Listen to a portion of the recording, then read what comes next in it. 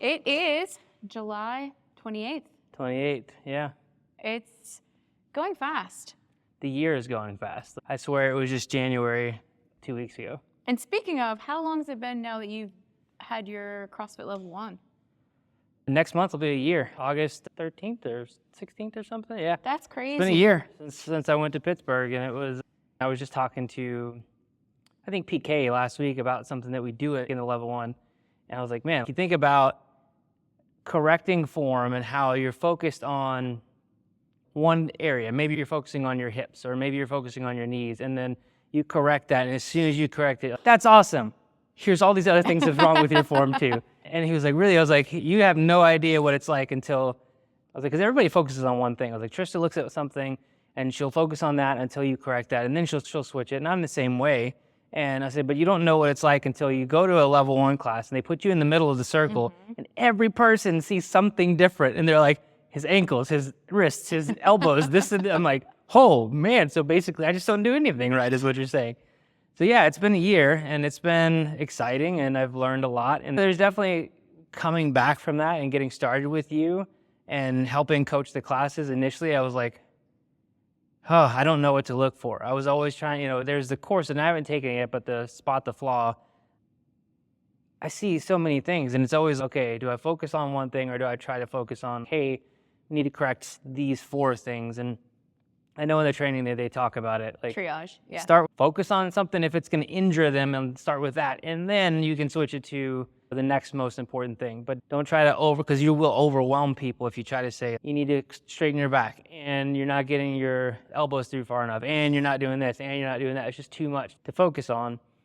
But it's been an experience. It's definitely been fun. And on the mornings when Eric's not here and I coach the 5 a.m. class for cover for him, like, it's a different experience coaching 5 a.m. than it is 5:15 p.m. The people definitely change it based on who you're coaching. Yeah. You have different opinions. And what's interesting to me was the first time that I coached in the morning time when y'all went on vacation, I was really nervous because it was the people that I work out with, and correcting them was harder than correcting the afternoon people who I've always coached. And I used to work out with those people, but because I had switched to 5 a.m. for so long, it was easier to coach them than it was coming into the class where you normally work out and saying, hey, you're doing this wrong, or hey, let's focus on this, drop down on some of the weight so we can focus on form, because those are people I work out with all the time. So trying to coach them at the same time. I feel like I'm stepping over the line in some points here. I think our group is really good at that, though, with a peer coming in. Yeah. And coaching and learning, knowing, hey, they went and took this certification. They went and took the extra steps to understand the knowledge of the movement. I might have been doing this for a long time, but different set of eyes can bring me different things. Everyone's really good, I think, at receiving coaching. Yeah. Here, I think it's a really good thing to do. I love it when I have experience going in from the night class to the morning class. And I've been doing this for so long. I know everybody. I've coached all the classes. My next step is going to go drop into a gym that I don't know. Level 4 is I have to do that anyways.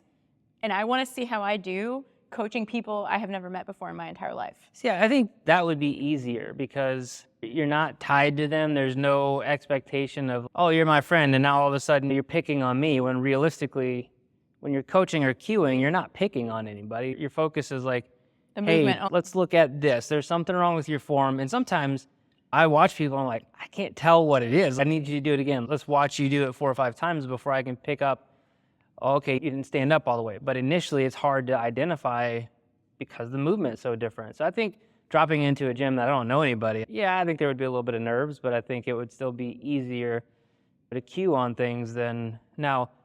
What I think would be difficult is going into a gym that I've never been at and coaching all brand new people, like nobody who's ever come to CrossFit. And be like, oh, come try this out. This is a class full of brand new people. Have fun. That would be hard because it's hard enough to coach when we have just one brand new person in, and feel like you're still giving the attention to our existing members, but spending a little bit extra time with a new person because that new person doesn't know anything. The movements. They don't know what the form is. They don't want to make all of the existing members who have been here for a long time bored, go through this PVC movement over and over while you're focusing on them. So it's interesting of saying like, okay guys, y'all know what to do. I'm going to work with them. Let's warm up to this, and being able to spend a little bit extra time with the newer people.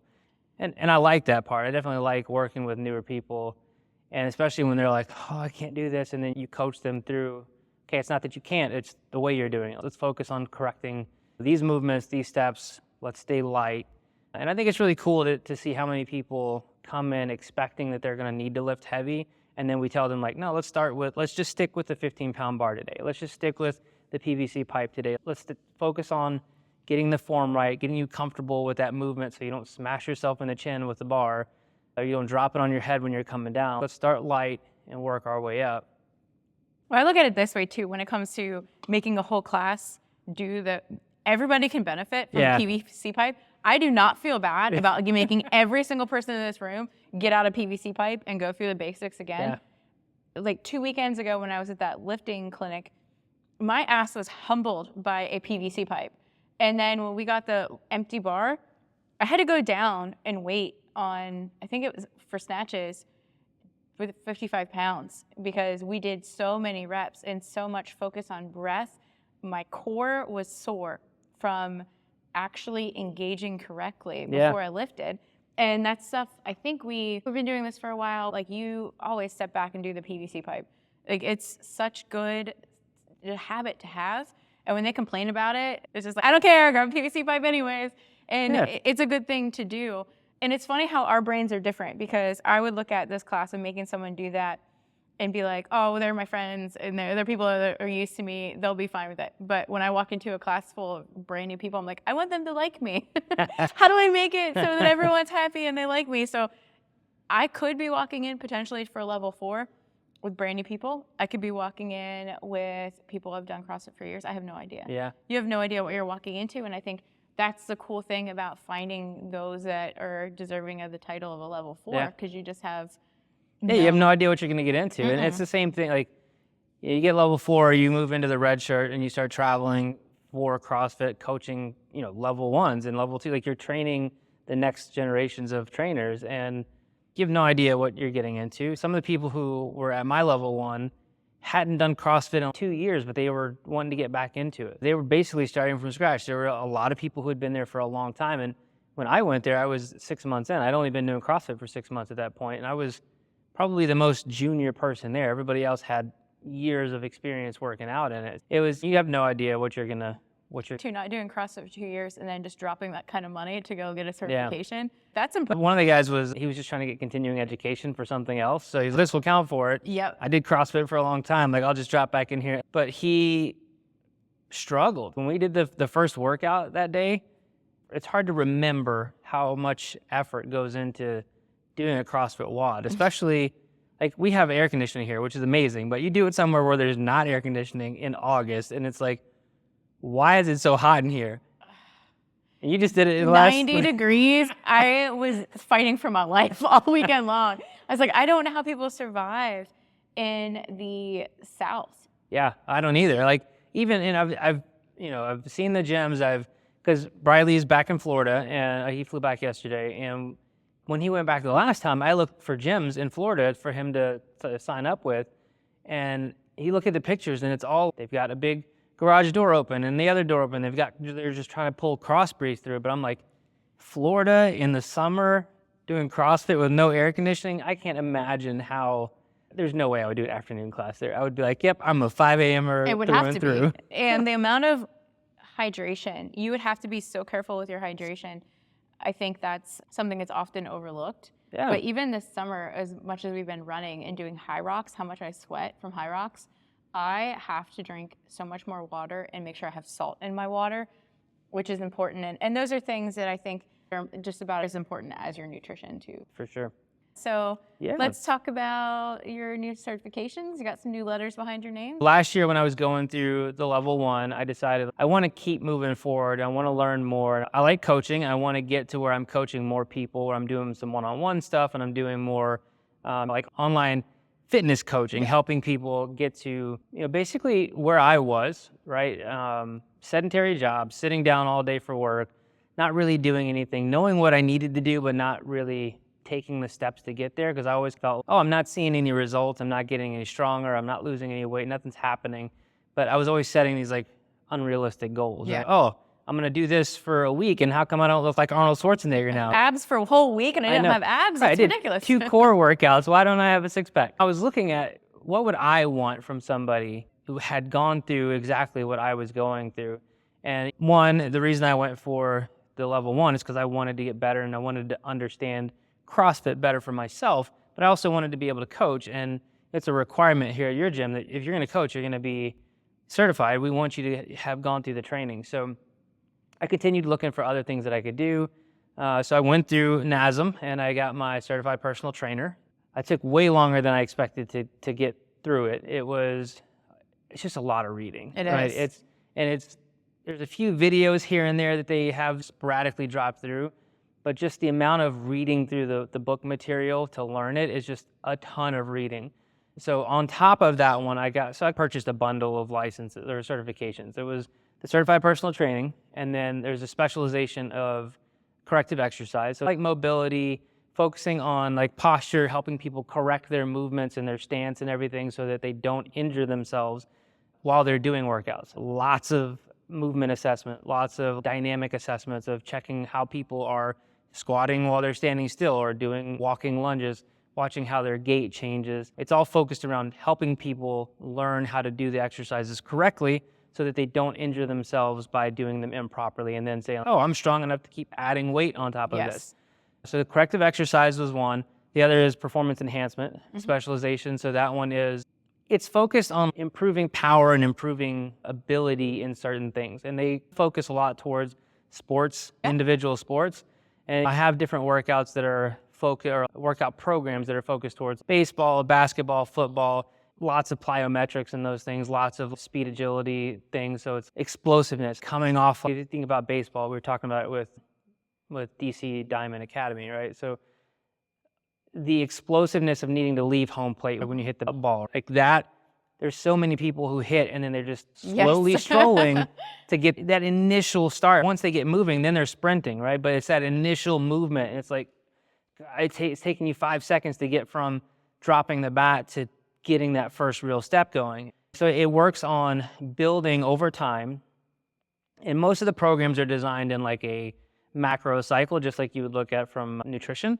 So macro, which you're looking at 12 months, right? So from now to 12 months, what are we looking to obtain? And it's 1 or 2 goals that you're trying to get. It's either faster, you're trying to get more power, you're trying to get more, your ability to throw the ball harder, whatever that is. And then you break that down into mesocycles, which is monthly, right? So how are we going to break monthly into build towards that 12-month goal? And then from there, you go into the microcycles, which is how are we going to take every week's exercise to build towards that monthly that will build towards the 12 months. And then you also have to look at things like, are they in season? Are they out of season? Are they pre-season? And you have to change the workouts based on what part of the season they're in. Because if they're going to do practices and they're doing games and they're doing your training, you can take them into overtraining very quickly. So you have to adjust what phases that they're in order to make sure that they're not going to injure themselves. That was the third one. And the fourth was certified nutrition coaching. So it's all focused on, it's not about being a dietitian or a nutritionist. It's about helping people understand the healthy changes. And a big part of my side business, Mindset to Motion, is like helping people break through those barriers of you're constantly talking yourself out of all these reasons why you can't be successful. And nutrition is a huge one. We're always taught, eat less, eat smaller, eat these types of foods. But then when you look at it, a lot of people are not eating enough. And their body is compensating for the fact that they're not eating enough by storing everything because it's feast or famine. And their body's thinking, we're in a famine, you're not eating enough, so I'm going to hold on as much as I can. So the nutrition part of it is all focused around helping people. And it's happened in here multiple times where people will say, what type of protein should I eat? And like, real protein. Eat chicken, eat beef, eat. And they're like, okay, but what if I can't get enough of that? Okay, then let's focus on a clean protein. Like, these are the things you should be looking for. And that's where I wanted to understand it well enough to where I wasn't leading people in the wrong direction. Right? When people ask, what supplements should I take? And those are things where I'm like, you really need to talk to your doctor. Like, I can recommend brands that are clean, but I can't tell you what supplements you need to take. You need to get testing done because not need any supplements. Yes, and you might be taking in stuff that you don't need, especially if you eat clean already. Yeah. Then you a lot of times you're just peeing it out. Oh, Anyways, 100%. you're spending all this money and you are just peeing it out.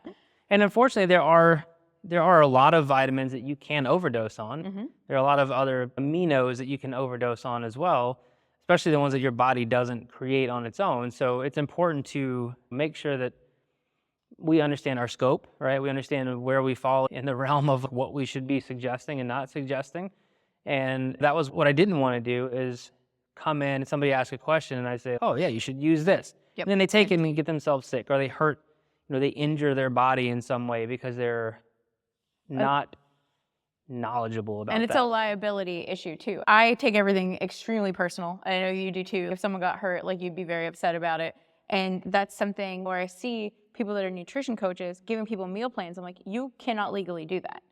That's outside of your scope of practice. You cannot do that. If I do precision nutrition, that's how I got my certification through. When you give people a packet with all of their breakdowns of their macros, it gives them meal ideas that fit their macros. But it's not, you need to eat this every single day. Yeah. Like, you need a dietitian or nutritionist for that specifically. And those dietitian nutritionists are focused on, they're usually working towards something that's diagnosed, and they're helping alleviate that or work around that diagnosis. That's what their job is. Versus what we're trying to provide is, here is your macros. We want you to eat this much protein, this much fat, this much carbs. And here are some recommended meals that you can eat and the amounts that would hit that. But it's not eat this because you need these vitamins, right? And that's where a nutritionist comes in. They do the testing. They understand exactly what types of food need to be in there and at what quantities to make sure that you're hitting all of your supplement requirements. And when you're looking at women, my biggest thing I find working with any teenage adult is they're not eating enough protein. Oh, yeah. Not even close to it. Yeah. And a lot of times we look at these meals and we're like, oh, well, we had a burger, which has got protein. Yes, but it's got a lot of freaking carbohydrates in there. It's got a lot of sugars and all the sauces that they're putting in there. What we're not eating enough of is just clean, single ingredient protein. Yes. Everybody wants to, we're having a meatloaf, which has got all this other junk in it. You're having, it's just plain turkey, plain chicken, plain beef, plain wild game, elk, venison, those types of things. We don't eat enough of it. And it's definitely something that it's hard to. Like, whenever I don't count calories. I tried doing that a long time ago, and it was just, I got so focused on the wrong part of it to where I would starve myself. Yep. Actually, I'm still going through an elimination diet. I know you and I have talked about it before, and I completely disagree with elimination diets around cutting things out to punish yourself. Correct. But I was just having a lot of issues. So I needed to understand what things were causing inflammation and what things were causing responses in my body. So I went for 3 weeks I cut out everything. It was like very plain vegetables, rice, chicken and turkey, and a little bit of fish was all I was eating. And then I started reintroducing certain things. I have a very bad allergy to dairy, which I never knew. But if I eat it, my throat closes. Like, I can barely breathe if I have ice cream or if I have like milk. And I tried doing a lactose-free milk, thinking maybe it's the lactose. Nope. It's the whey? Yeah, it's the protein. It's the milk protein in it that's causing. So, like, it closes up my throat. I have not tried yet is eggs. And that's the one that worries me because I ate so much eggs before. But beef causes issues, dairy causes issues, gluten causes issues, cheese, like, that's part of dairy because I've tried. Maybe it's just this part of it and not the casein, but no, it's all of it. Slowly going through adding certain things back in, I found out I can't drink coffee. And I'm a huge coffee drinker, always have been, and I thought maybe it's the caffeine. Tested just the caffeinated, like heavy caffeinated drinks, doesn't bother me. Coffee gives me headaches.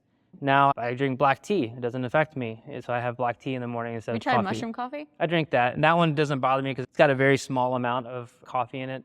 But I also don't want to spend a bunch of money on coffee, mushroom tea anymore. Like, I was doing it for a long time, but I tried going back to coffee. It gives me headaches. And I've tried 4 or 5 times at different times of the day to see, and within 20 minutes of drinking it, I get a headache. So coffee is out for me now, but it gives me a headache to not drink coffee. I know, it used to. I'll tell you, it was like the first 6 days of the elimination diet was just miserable. Oh, I bet. Because I cut out all sugars, I cut out all caffeine, I cut out coffee, I cut out everything. And once I got past it and that second week of not having anything, I felt great. And then as I started adding things back into it, I was like, oh my gosh, I would just like immediate responses in my body, just like the way, how fast I can feel it. I'm like, oh, okay, this is probably something, but you have to keep trying it. Like you can't just do it once and see, is that it? Like you have to reintroduce it multiple times to see, do you have the same effect? I'm still working through it.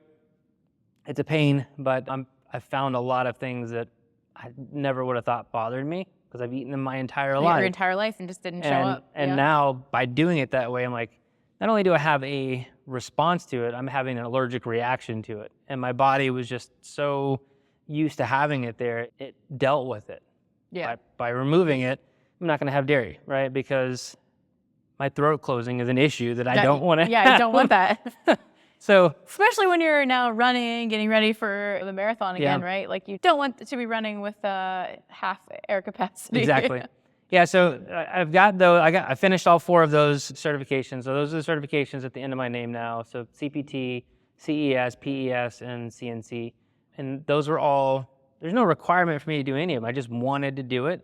And I wanted to make sure that I had the knowledge and the background. So as I start offering services to people online, that I feel confident that I'm going to be able to, I'm not going to know the answer to everything off the top of my head because there's a lot of stuff that I had to go through in order to test for it, but I know where to go find it. I know where to go find the answers, and I have an idea of how I want to put things together. And then past that, I started a functional patterns course that I'm going through now that's a lot of self-myofascial releasing in the beginning. The first 3 weeks was just learning myofascial releasing techniques, and then I'm working on posture, like correcting posture now, which kind of falls in line with the corrective exercise for sure. But then it'll roll into like how to do different functional movements. Not like CrossFit. This is a little bit different. They do use a lot of kettlebells and things, but it's not around like high intensity things. It's like getting your body to do different movements in opposite directions at the same time to increase balance and performance and that type of stuff. So I'm doing that, and I'm also working through a movement and performance specialization certification as well. So that one is more focused on injuries and how to rehab from them, because one of the things that I see here a lot is somebody's like, oh, I'm going to put more weight on here, and I did it to myself, and you end up hurting your shoulder, or you hurt your knee, or you hurt something, and it takes so long to recover from that because I just keep working. Like I'm going through a knee recovery right now because I did something at a different gym months ago with my son trying to show off, and my freaking knee is killing me still. So I'm like, okay, I have to rehab through what I'm doing, and I know the movements I need to do, but I have to incorporate that into my workouts. It's something that I'm working on now, is trying to improve my knowledge so that as I work with people who come in, they're like, oh, I would love to do this, but I have a shoulder injury. People always use these excuses, and I've said it before, if you look for an excuse not to work out, you're gonna find one. No matter what. You will quickly find an excuse not to work out when you can never find one to work out. I don't want that, I have a shoulder injury, or I have a knee injury, or I hurt my back years ago, to be a reason to stop someone, because I can work into their programming. We'll focus on rehabbing that while we also continue doing other things. My knee hurts, I can't do squats, I can't do lunges and box jumps, which I've been doing in here, which was stupid, I shouldn't have been doing it, but I know that I can go into upper body things, and I can focus on that area while rehabbing my knee and focusing on the balance and focusing on like letting that recover itself. So that's what I'm working on. That's what I've been doing and we the past didn't know year. you're having any issues with your knee until I looked over and you're doing step ups, and I'm like, hey, what's going on? Yeah. Oh, I did something stupid with my knee. I'm like, oh, okay. Yeah. I mean, the reality is most of the time I would just work through it. And I think most of us here, like if we have an injury, we think it's something minor, and we try to massage it, ice it, whatever, it'll get better. And then after a week or two of it continuing to happen, or having, oh, why is that swollen? You really have to start looking at, maybe I did something more than what I think I did. So I'm trying to be smart about things and saying, okay, listen to your body. If something's bothering you for this long, pay attention to it. Let's let it heal. Let's take it through the proper process of healing and recovery.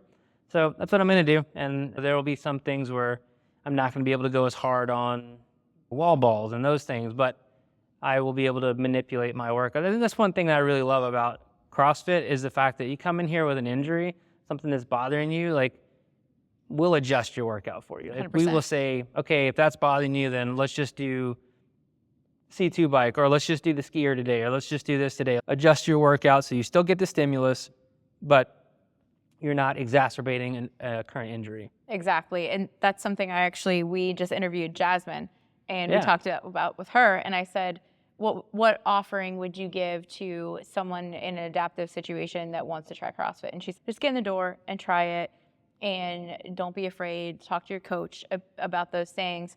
And then I offered information to coaches. I said, don't let your fear of the unknown stop you from coaching someone in a wheelchair or someone with any type of limitations, because we adapt for someone with an injury. If you have a knee issue, or if you have something going on with your shoulder, we're going to adapt for you. You can adapt for someone in a wheelchair. And it takes a lot of just thinking outside of the box sometimes. Yeah. And it's scary, right? Because if you think about especially from an owner perspective, right? It's a liability, right? You bring anybody you bring in here, there's a liability. And yeah, we have people sign waivers, but there's still a liability that you're going to suggest something that's wrong for especially if somebody has a physical ailment that causes long-term damage to their body. But I think one of the cool things, and you and Jasmine talked about this the last video y'all did, where you had said, I don't know what I'm doing, but if you're willing to help me learn as I do this, I will work with you and we'll build a program to make you as successful as you can be. And I think it's really important to just be transparent with people and say, hey, listen, this is new to me, it's new to you, let's figure it out together. But I think the other area where you're like, just tell me. If I say something wrong, if I say something that's offensive, if I say something like, first of all, I'm not intentionally doing it, but if I do, please correct me. Like, don't be afraid to say that was an asshole thing to say because it makes me feel like this. So I think it's really cool to be open and be honest with your athletes like that. And you don't know that, like, some people prefer the word handicap and she does not. She doesn't like the word. Yeah. She said it's a disability. I don't like to be like, and so that was something I learned from her, that I wanted to make sure I'm using the correct terms. And that's something you probably wouldn't think about, because when you drive up to a sign to park and it says a handicap spot, you just wouldn't think that would turn some people off. And it's good to ask those questions. And I think for me is the main thing in our gym is having everybody fit in and feel comfortable. And I think you do a great job with that. I think everybody here feels comfortable. And one of the coolest things that I've seen being here is when somebody new walks through the door, that everybody is just like, hey, how's it going? Nobody would know who the owner is, because other people are just going to approach them and be like, hey, how are you? Come in. Are you new here? Is this your first time? And everybody tries to make people feel welcome. And especially if you're busy, like, they don't want people to feel like, oh, maybe I'm in the wrong place and walk out. Yes. I think the culture and the community here it blows me away every time I see people come in. And every time I get the benefit of seeing the messages that come through the email or through the website, because I work on the website for the gym. So I get to see those messages back and forth when they're like, oh, I'm not sure. And you're like, just come in. If you want to come in outside of class time, I'll make it, we can be there. Like, just let us know when it's convenient for you. We want to make it comfortable for you. We want you to feel like you are welcome here. And been multiple times where you're like, if you're afraid to come in by yourself, send me a message and I'll come meet you in the parking lot and walk you in. Like, I think it's really cool that you're willing to do that, but also that your members, and it's not just the coaches that do it, like, the members here take that opportunity to walk up and introduce themselves. Like, I've been to places where I may have worked out somewhere for months before somebody finally introduced themselves. And it wasn't a CrossFit, but just in a gym where you see the same people over and over, and you're afraid to go say something to them and they're afraid to come say something to you. Here we definitely encourage that, and I think most people, they embrace that culture and go try to make people feel as welcome as they can. And I've had that experience dropping into gyms where people just didn't talk to me, and at CrossFit gyms, I was like, what the hell? So that's one of our rules on our gym, is like, you introduce yourself to people, because you know what it's like being the new person walking in the door and being intimidated. Yeah. And I think watching you be that person at the gym made me really excited that you were wanting to become a coach, because you work really well with our community. You help people feel comfortable, and being a dad of 6 brings you a patience that not everybody comes with. So I think that's stuff that's important. It's often overlooked in the coaching spectrum, where people think in their brains you have to move perfectly to be a coach. You have to have done CrossFit for 10 years to be a coach. And none of those things are true. Yeah. A lot of it comes with how much you care about people, how much you're willing to take time to learn new things. And that's something I can say with our community, our CrossFit community, even members are like looking up stuff on the internet and sending videos and stuff. Yeah. In our Discord chat, like sending different things that they're learning. And that's, I think that growth in our community is something that's really cool. And it's really good to see you doing your own side project where you're working on these things and you're growing something for something you really like to do. Yeah. Because we get so stuck in those jobs that we're like, nah, we're making money, but is this fun? Is this what I want to do? And hopefully that's something you can turn around to eventually be part of.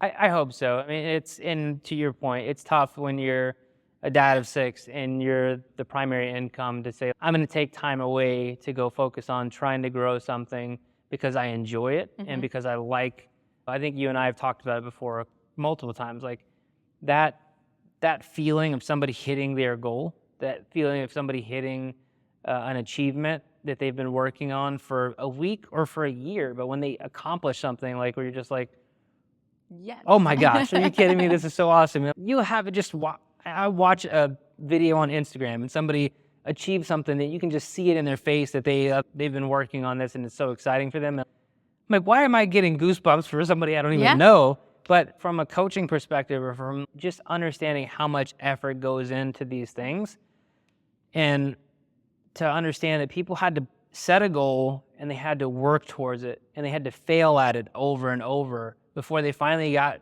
to achieve it, it's one of those things where it's a type of feeling that you just don't get from like a 9-to-5 job. And I love what I do. My other job, I work in cybersecurity.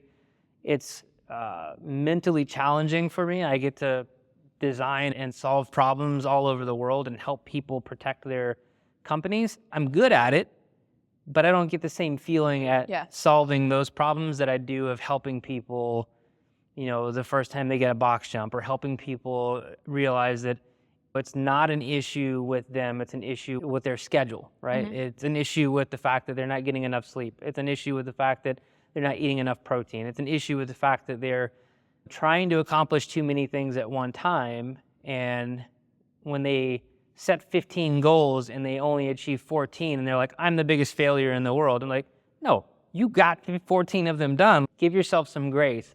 And where they just see the negative. And we're okay, but you survived this week and you still ate well. Yeah. But one night you failed. Yeah. That's pretty good. It's damn good. And you shouldn't look at that one night or the one failure as my whole week was a loss. No, you did great and just keep moving toward it. One of the things that I think is important is identifying what caused that failure.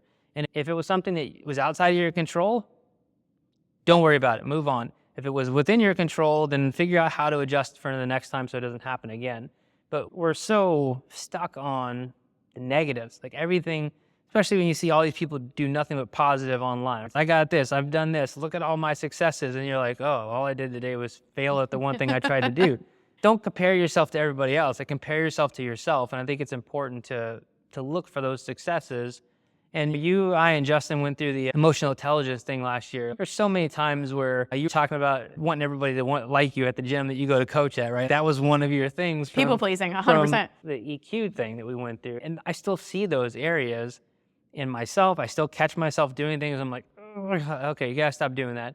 But it's important to, set a goal and work towards that goal and make sure that it's a realistic goal. And that's what I want to do with people, is help them set goals that are time-based and realistic, help them understand the difference between, yes, you can go for this, but it's going to take, you're not going to work a full-time job and do that goal, right? You're either going to, extend that, let's rein that goal back down to something that's realistic that we can actually hit, and let's go for that, and let's celebrate that success, and then we'll roll that goal the next time into your next bigger goal. And we talk about it in class, and I hear Trista all the time say, here's my greedy goal for the day, right? This is what I wanted to lift, but this is my greedy goal, right? So this is what she's shooting for, but if she gets to that and she's, I feel good, I'm gonna go for it, goes for the next weight that she was working towards. So I think it's important when you work with clients to help them figure out what a goal that's attainable, it's a realistic goal that they can actually get to, And then also set, if you're just moving by halfway point,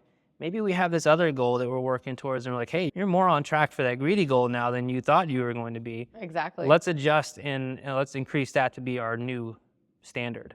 I love that. So where can we find all of your information for your... Right now, it's just on Instagram and YouTube. So I'm working on setting stuff up for the business, and I got into that mentality of I need to build everything first, and then I finally decided I'm just going to start working with people, and I will build things in real time for them based on what they need. And rather than building it and then they will come, I'm going to try to get with people, and then I'll build it to suit them. And then smarter. Hopefully I can find more people that need that same type of a program so that I'm not having to rebuild things from scratch every time. But right now it's Instagram and YouTube. I was doing weekly videos and I pulled back from that because I was finding that I was just forcing myself to put videos out. I didn't really like the content. I was just trying to put videos out. Right now I'm working on, I want to try to do at least one a month, and I'm trying to make sure that the content is something that I really believe in and not just to get something out there, so that the videos that go up on YouTube will be beneficial and it will be valuable to the people. Like the content that I put out will be valuable to people who are following it. YouTube, Mindset's Emotion, and it's just at Mindset2Motion, the number 2. And then Instagram is the same thing, Mindset2Motion. So I got little stickers made where I'm saying that progress is more important than perfection. Absolutely. All right. I appreciate you coming on, and we're going to have our hands full this off season for baseball. Yeah. We have 16 cool. baseball teams to work with. So 16 baseball teams. Yep. So I just got the word from DC Diamond. We have a lot of baseball teams to work with, and maybe 1 to 3 softball teams. So that's really cool. We have a coaching hats to put on, and we have some athletes to develop, and I'm really excited for it. Yeah, that's going to be awesome. And to see, and the same thing, we got to meet with them and find out what their goals are, because every person is going to have a different goal. And while you can do groups of people together to improve their fitness, you should be working with each of them towards something specific that they want to improve in individually. So that's going to be awesome. All right. All right, awesome. Thank you so much. Thank you.